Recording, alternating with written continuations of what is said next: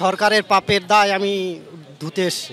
আমার চাকরিটা গেছে সরকারের জন্য, অন্যজনের পাপ আমি খণ্ডাতে এসছি।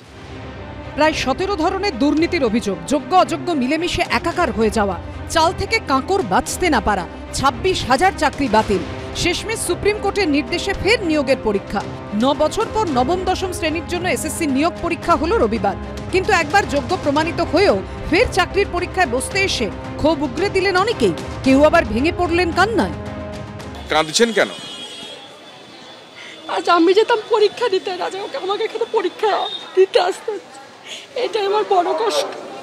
পড়া হয়নি কিছু, এই বয়সে পড়া। আঁটো নিরাপত্তা, নিয়ম মানার কড়াকড়ি, আয়োজনে সেরকম কোনো খামতি ছিল না।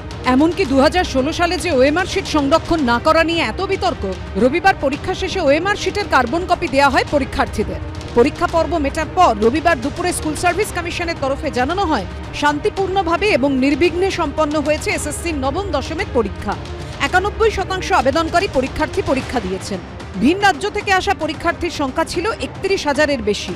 কিন্তু মোটের ওপর পরীক্ষা পর্ব নির্বিঘ্নে কাটলেও পরীক্ষার্থীদের মনে কয়েকটা প্রশ্ন থেকেই গেল। এবারের নিয়োগ প্রক্রিয়া স্বচ্ছ হবে তো? আর কোনো দুর্নীতি কেড়ে নেবে না তো হকের চাকরি? অন্যের দুর্নীতির দায়ে বসতে হবে না তো পথে? এই স্বচ্ছতা যদি বিগত দিনে থাকতো তাহলে আমাদের চাকরিগুলো যেত না। এই পরীক্ষায় যোগ্যদেরকে বসানো হচ্ছে, এটাই চরম লজ্জার। যে কতবার যারা কোনো দোষ করলো না তাদেরকে আবার পরীক্ষায় বসিয়ে দিচ্ছে জোর করে 10 বছর পরে। আমরা জানি না যদি চাকরি পাই আবার 60 বছর পর্যন্ত আরো কতবার পরীক্ষা দিয়ে নিজেদেরকে যোগ্য প্রমাণ করতে হবে। আমরা শঙ্কিত, আতঙ্কিত। পরীক্ষার দিনেও বাদ গেল না চাকরি হারাদের প্রতিবাদ। আমাদেরকে জোর করে চাপিয়ে দেওয়া হচ্ছে চিটায়, তার জন্য আমরা এই প্রতিটি কালো পোশাক পরেই আজকে আগের বার পরীক্ষা 9 বছর আগে 22 লক্ষ দিল, তো এবছর 9 বছর পরে সে কমে 5 লক্ষ হয়ে যাচ্ছে কেন?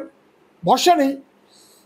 এবং পরীক্ষার্থীরা বলছে তো যে আমাদের বিএড করা, ডিএলএড করা সব করা আছে, কিন্তু ভরসা করার মতো কোনো সুযোগ নেই। না দিলে না, তাই পরীক্ষাটা দিলাম। অনেকে দেয়নি, অনেকে দিয়েছে। শিক্ষামন্ত্রী ব্রাত্য বসু এদিন পরীক্ষা শেষের পর পরীক্ষার্থীদের সোশ্যাল মিডিয়ায় শুভেচ্ছা জানান। যদিও এদিনের পরীক্ষা নিয়েও কটাক্ষ করতে ছাড়েননি বিরোধী দলনেতা, পাল্টা জবাব দিয়েছে তৃণমূল। প্রহসনের পরীক্ষা ত্রুটিযুক্ত পরীক্ষা, বহু পরীক্ষার্থী অ্যাডমিট নিয়েও পরীক্ষা দিতে যায়নি। মমতার কাছে তারা চাকরি আশা করে না।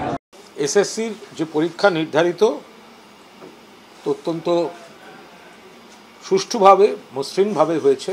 তো আসলে এই রাম বাম কংগ্রেসের একাংশ তারা এই এসএসসি নিয়ে যা আরম্ভ করেছিলেন, তাতে আজকে একটা জিনিস দেখা যাচ্ছে, শকুনের সাপে গরু মরে নাই।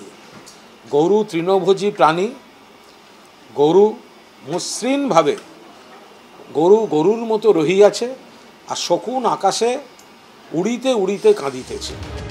আগামী রবিবার অর্থাৎ 14 সেপ্টেম্বর এসএসসির একাদশ দ্বাদশ শ্রেণীর জন্য পরীক্ষা রয়েছে। কৃষ্ণেন্দু অধিকারী, অনির্বাণ বিশ্বাস ও বিটন চক্রবর্তীর রিপোর্ট, এবিপি আনন্দ।